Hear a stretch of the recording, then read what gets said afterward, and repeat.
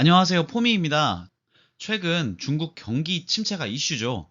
오늘 영상은 포트폴리오에 언제나 달러가 포함되어야 하는 이유입니다. 달러가 포트폴리오에 포함되어야 하는 이유는 첫째로 위안화, 원화 상관계수가 현재 같은 상황에서 너무 높기 때문입니다. 이 차트는 위안 달러 차트, 그러니까 중국 위안화와 미국 달러화 간의 환율을 나타내는 차트입니다. 이렇게만 보면은 이게 어떤 의미가 있는지 잘 모르시겠죠? 다음 차트 바로 보도록 하겠습니다. 자, 파란색이 위안화와 달러 차트였고요. 검정색 차트를 추가해 봤습니다. 검정색 차트는 원 달러 차트입니다. 마찬가지 이 차트만 봐서는 이 둘 간의 관계를 아직 확실히 잘 모르겠죠? 더 확대해 보겠습니다. 2007년부터 2009년까지의 그 시기를 확대해 봤습니다. 마찬가지 특별한 상관관계를 아직 찾기 어렵죠? 그러나 2011년부터는 상황이 달라집니다. 얼추 눈으로 보기에도 2011년부터 2023년까지는 굉장히 두 환율 간의 관계가 닮아 있다는 걸 볼 수가 있습니다. 몇몇 구간들을 볼 수 있을 것 같은데요. 2011년부터 2014년까지 완만한 하락세, 2014년부터 2017년까지의 완만한 상승, 그리고 다시 2018년까지의 하락, 2018년부터는 다시 2020년까지 상승, 2020부터 2021까지는 하락, 2021부터 그리고 2022년도 말까지는 또 상승하는 모습을 보이고 있습니다. 특히 2023년도쯤 되면은 거의 똑같이 움직인다고 보이네요. 결론적으로 최근 12, 3년간은 굉장히 우리 원화와 중국 위안화 간의 상관관계가 높았습니다. 그렇기 때문에 이 위안화가 가치가 하락하는 시기일 때 마찬가지 원달러 환율도 가치가 떨어질 수 있다는 뜻입니다. 자, 달러가 포트폴리오에 포함되어야 하는 두 번째 이유. 그것은 위안화 가치가 떨어지면 원화 가치도 떨어진다는 점입니다. 바로 첫 번째 상관계수 때문에 나타나는 이유인데요. 한번 구체적인 것을 보겠습니다. 일반적으로 환율을 상승시키는 요인은 다음과 같은 세 가지가 있습니다.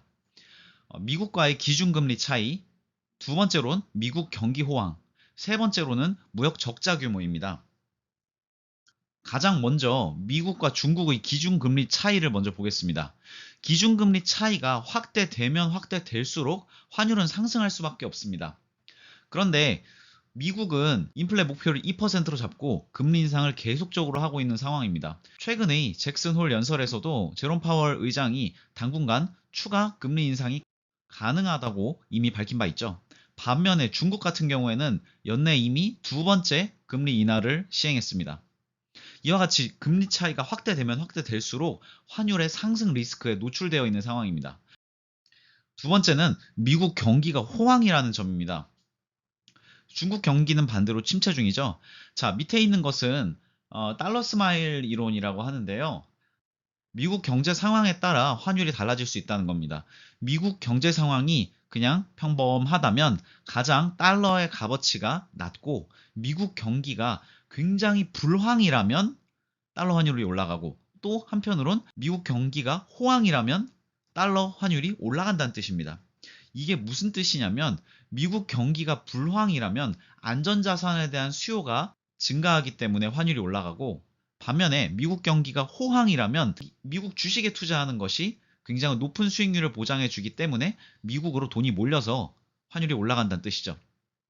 그런데 현재 미국 경기는 호황입니다. 반면 중국 경기는 침체 상태고요. 당연히 글로벌 자금들이 미국으로 흘러들어갈 가능성이 높은 상황이라 지금과 같은 이 달러 스마일 이론에서 오른쪽에 해당한다고 할 수 있습니다. 마지막으로 세 번째 이유인데요. 무역 적자가 바로 환율을 상승시킬 수 있는 요인입니다. 물론 중국 자체의 경상수지는 아직까지 흑자고 지난 분기 굉장한 역대급 흑자를 냈습니다.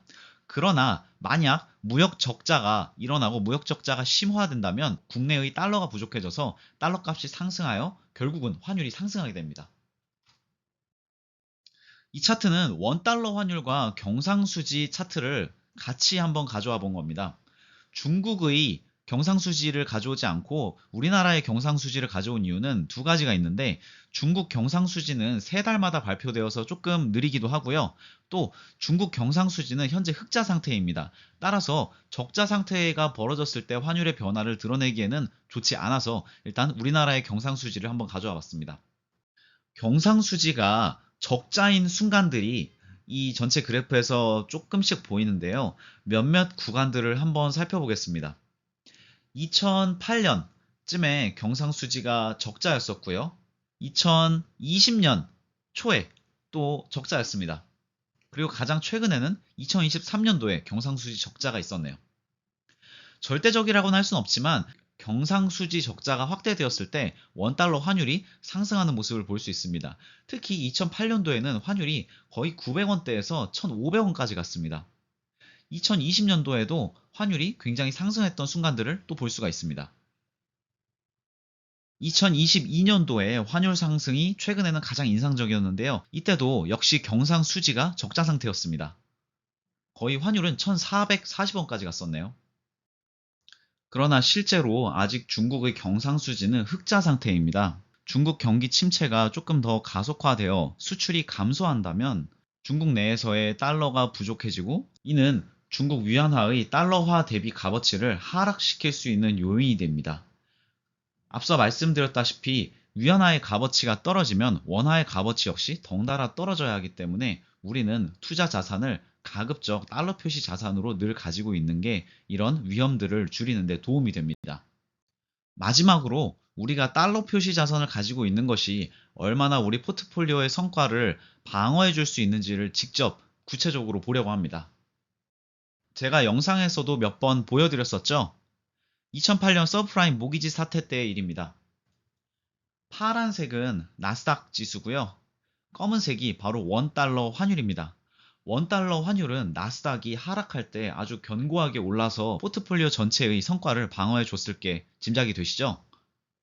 포트폴리오에 국내 주식 자산이 들어있었다면 IMF 때는 특히 달러 자산이 엄청난 방어 능력을 보여줬을 거예요. 1997년, 1998년도가 IMF가 있었던 때죠. 우리 외환위기죠. 이 외환위기 때의 코스피 지수는 대략적으로 마이너스 70%까지 갔습니다. 주식이 마이너스 70%가 간다는 건 어마어마한 거예요. 이 지수가 마이너스 70이면 개별 주식은 거의 마이너스 90%가 갔던 종목들도 어마어마하게 많았을 겁니다. 그런데 이때 원달러 환율은 여기 보이시나요? 98년도 초에 거의 1,400원을 갔습니다. 근데 이 1,400원은 이제 이게 월봉이기 때문에 이제 1,400원으로밖에 안 찍혀 있지만, 실제 하루하루의 원달러 환율을 보면 1,400원보다 환율이 더 올랐던 순간들도 있습니다. 어쨌든 이렇게 코스피 지수가, 그러니까 국내 지수가 하방으로 박살나고 있는 동안에도 원달러 환율이 올랐기 때문에 이때도 달러 표시 자산을 가지고 있었다면은 포트폴리오의 성과를 상당히 방어할 수 있었을 겁니다. 이 차트는 서프라임 모기지 때입니다. 서프라임 모기지 사태 때 2008년, 2009년이죠. 코스피는 대략 마이너스 30% 정도가 갔네요.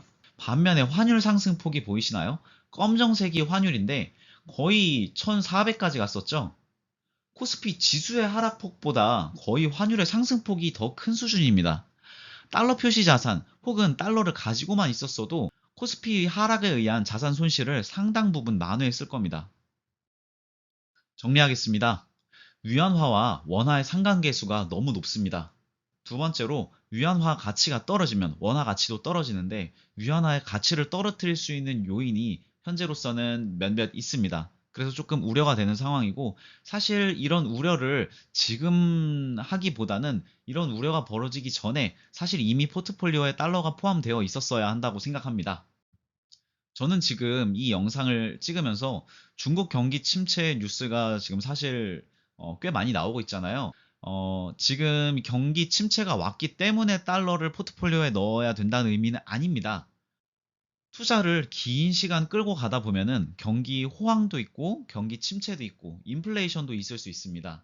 그러나 모든 상황에서도 포트폴리오의 변동폭이 크지 않으려면은 언제나 우리의 자산에는 달러 표시 자산이 들어 있어야 한다는 말을 저는 하고 싶습니다.